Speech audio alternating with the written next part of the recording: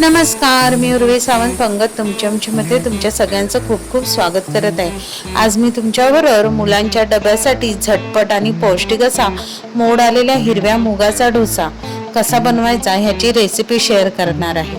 तर वेळ न घालवता पटापट रेसिपीला सुरुवात करूया। आता डोस्यासाठी इथे मी 2 वाटी भरून मोड आलेले हिरवे मूग घेतले आहे।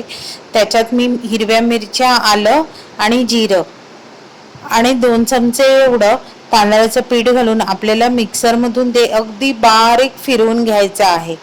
आता हे बघा, हे मिक्सर मध्ये बारीक फिरवून घेतल्यावर त्यामध्ये मी चवीपुरतं मीठ घातलं आहे आणि ते व्यवस्थित नीट मिक्स करून त्याची आपल्याला पाणी घालून कन्सिस्टन्सी ॲडजस्ट करायची आहे। आता इथे सुरुवातीला मी थोडंसं पाणी घालून त्याची कन्सिस्टन्सी ॲडजस्ट केली आहे, पण मला थोडं जाड वाटल्यामुळे मी पुन्हा थोडं पाणी मिक्स केलेलं आहे। आता ह्या बॅटरसाठी मला जवळजवळ अर्धा ग्लास एवढं पाणी लागलेलं आहे। आता हे व्हिडिओ दाखवल्याप्रमाणे आपल्याला ह्याची कन्सिस्टन्सी ठेवायची आहे। आता इथे मी तेल लावून डोस्यासाठी तवा चांगला गरम करून घेतला आहे। सुरुवातीला हाय फ्लेमवर आपल्याला हा डोसा घालायचा आहे। तुम्हाला जेवढा पातळ जमेल तेवढा पातळ डोसा आपल्याला इथे पसरवायचा आहे।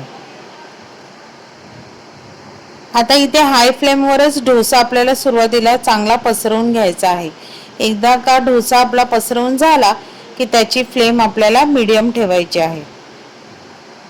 आता 1 ते 2 सेकंदानंतर थोडा डोसा सेट झाला की आपल्याला त्याच्यावर बटर घालायचं आहे। बटर, तूप तुम्ही आवडीनुसार काही त्यावर घालू शकता।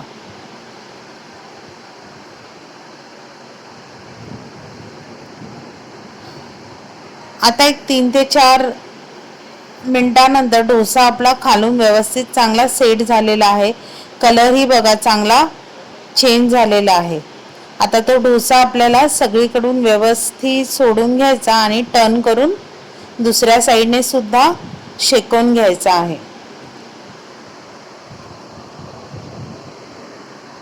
आता दोन्ही बाजूने फ्लिप करत आपल्याला डोसा खरपूस भाजून घ्यायचा आहे। आता हे बघा, हे दोन्ही साइडने आपला डोसा चांगला भाजून झालेला आहे। आता अशाच प्रकारे मी सगळे डोसे करून घेतलेले आहेत। आता हे डोसे तुम्ही लाल चटणी, हिरवी चटणी बरोबर खाऊ शकतात। तर मग नक्की तुम्ही ही माझ्या डोस्याची रेसिपी घरी ट्राय करा। रेसिपी आवडली तर रेसिपीला लाईक करा, शेअर करा। चॅनलवर नवीन असाल तर चॅनलला सबस्क्राईब करा आणि हा नवीन व्हिडिओच्या नोटिफिकेशनसाठी बेल आयकॉनला प्रेस करा विसरू नका। तोपर्यंत मस्त